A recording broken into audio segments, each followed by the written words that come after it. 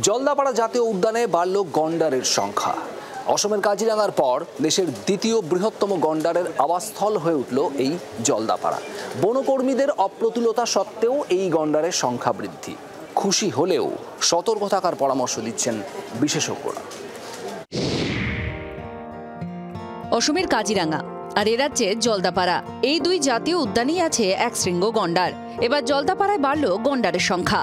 চলতি মাসের 5-6 তারিখ জলদাপাড়ায় গন্ডার গণনার কাজ করে বন দফতর। মঙ্গলবার সেই রিপোর্ট প্রকাশিত হয়। এই মুহূর্তে জলদাপাড়া জাতীয় উদ্যানে গন্ডারের সংখ্যা 331। এবছরে গন্ডার গণনায় প্রায় 39টি গন্ডারের সংখ্যা বৃদ্ধি পেয়েছে। 2022 সালের গণনার পর থেকে 2 বছরে 39টি গন্ডারের সংখ্যা বেড়েছে।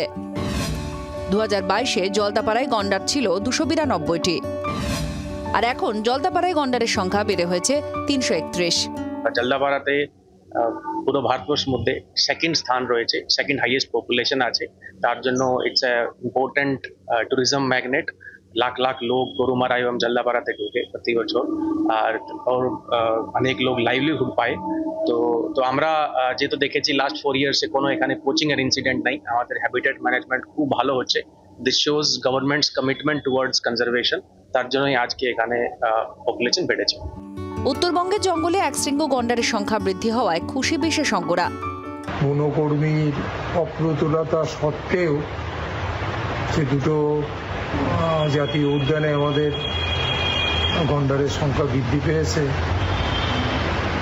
এর পাশাপাশি যেটা দেখা দরকার যে সংখ্যা বৃদ্ধি মানে এই দায়িত্ব আরো বাড়লো। গন্ডারের সংখ্যা বৃদ্ধি হলেও নজর দেওয়ার পরামর্শ দিচ্ছেন গন্ডার গণনা দলের সদস্য। বনাঞ্চলের ঘাসবনের গুণগত মান ভালো রাখা প্রয়োজন। বনাঞ্চলে পর্যাপ্ত পরিমাণে ঘাসবন থাকা। খাদ্যাভাব হলে অন্যান্য তৃণভোজীদের সমস্যা হতে পারে, আর বনাঞ্চলের বাইরে তখন চলে যেতে পারে বন্যপ্রাণীরা। মানুষ আর বন্যপ্রাণীর সংঘাত এড়ানোর দিকেও নজর দিতে পরামর্শ। আলিপুরদুয়ার থেকে তপন দেব, জি 24 ঘন্টা। বাংলার আওয়াজ, বাঙালির আবেগ, জি 24 ঘন্টা।